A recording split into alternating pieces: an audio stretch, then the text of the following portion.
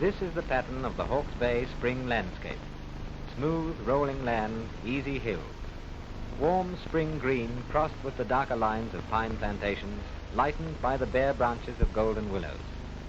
A pastoral province stretching from the Pacific coast to the center of New Zealand's North Island.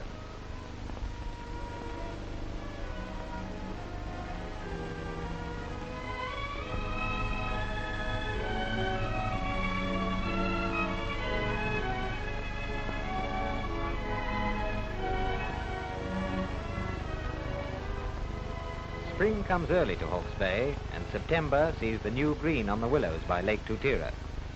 For the farmer, his mind on sheep all the year round, the spring means one thing above all others: lambs. In July, probably, they've started to arrive. Now, by August and September, lambs are everywhere.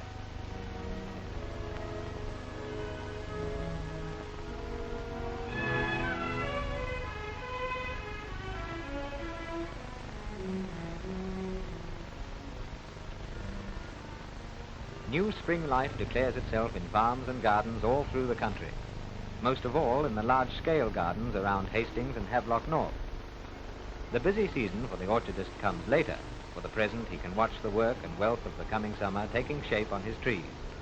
The promise of apple and plum, harvests of apricot, nectarine, and peach.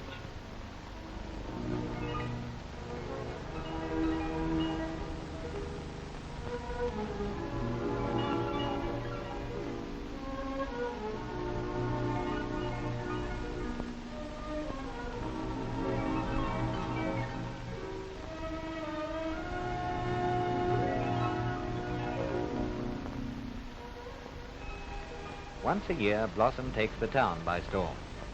Here in Hastings, they're holding the September Blossom Festival, and this procession is one of its highlights. Floats are heaped high with flowers. Lorries unaccountably blossom into gardens, carrying spirits of spring. Hastings takes Blossom Week pretty seriously. Buttonholes of flowers bloom on city lapels. Banners and garlands decorate the streets.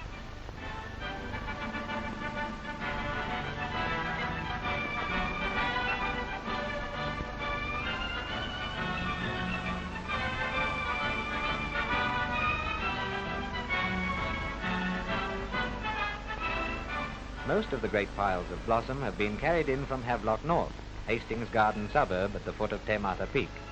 Life in Havelock moves at a leisurely pace.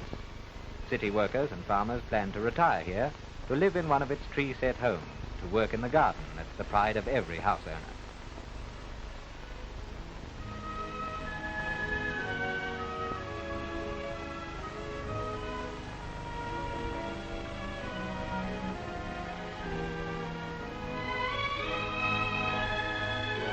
As September gives way to October, the yellow spring wattle on the Havelock trees deepens to a dull burnish.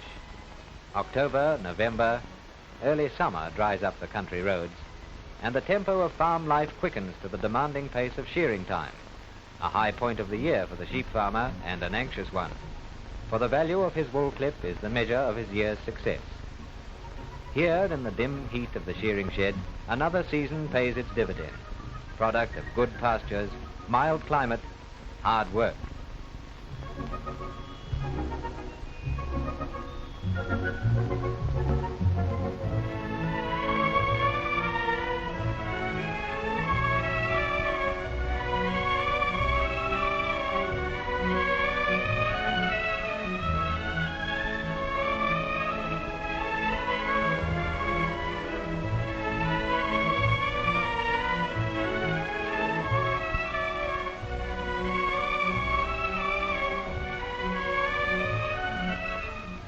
Bales in the Napier and Hastings wool stores are mostly shipped from the little port of Napier. No passenger liners make their way to Port Ahuriri, but it handles a vast amount of cargo from the province and the North Island's east coast.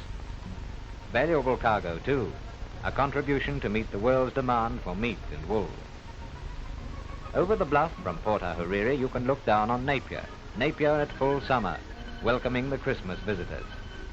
Travelers on their way through from Taupo or Wairaki, perhaps, or bound for a holiday at Lake Waikaremoana. This family have rooms in a hotel overlooking Napier's marine parade, centre of a great part of the city's Christmas activity and setting for the Mardi Gras that will be coming up at New Year. These kids won't win any world championships, but they've learned to skate in the hardest school of all, solid concrete. Napier's a prosperous city with a vigorous farming commerce. Small, even by our standards, but the visitor finds busy streets and pleasant gardens and a hot seaside summer.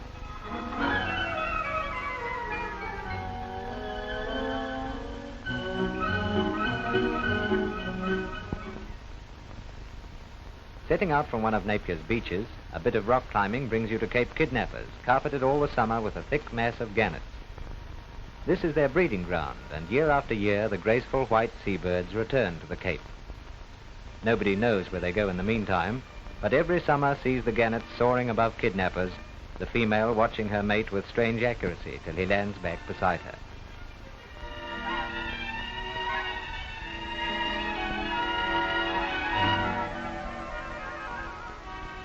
This is a gannet display of affection. It happens every time a pair is reunited. Father perhaps was bringing food, in which case he's swallowed it and now presents it digested to the youngster.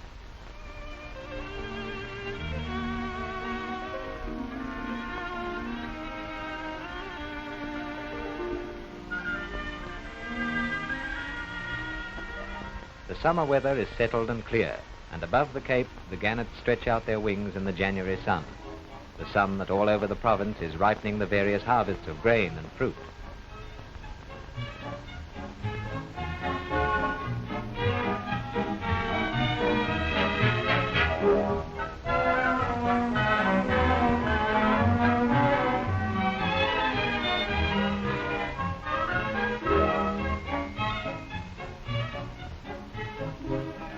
Work in the orchards is well underway, and the cases of apples, pears, and stone fruit flow out from Hawke's Bay in a steady stream to cities and towns of the country.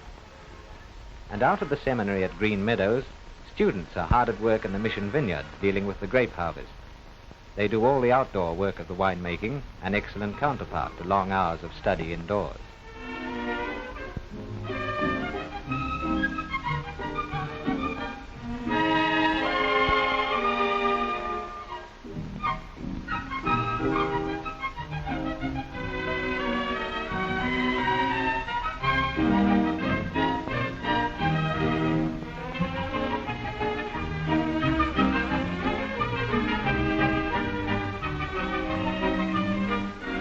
From the traditional winemaking pattern of hot sunshine and cool dark, Green Meadows and the other surrounding vineyards are turning out a wide range of excellent table wines bound for homes all over New Zealand.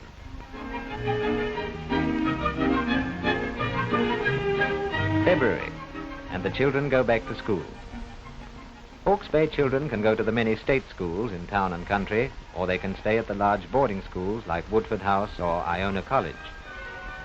20 miles south of these Havelock boarding schools stands Te Aute College, offering the best in education to Maori boys from all over the Dominion. The March rains, and the ground softens for hunting. This autumn and winter sport starts early, for it must end when the lambs arrive. There's a fair amount of the hunting tradition left, in the formal dress of the riders and the kennel names of the hounds. Beagles, actually, smaller than foxhounds, and their quarry the fast-moving hare. The rolling landscape's ideal, and as the huntsman conveys the message of the hounds to the riders, the hunt's away to an exhilarating run in the sharpening air. The changing season brings no halt in the work of the land. Into autumn and winter it goes on, and round to spring to start the cycle again.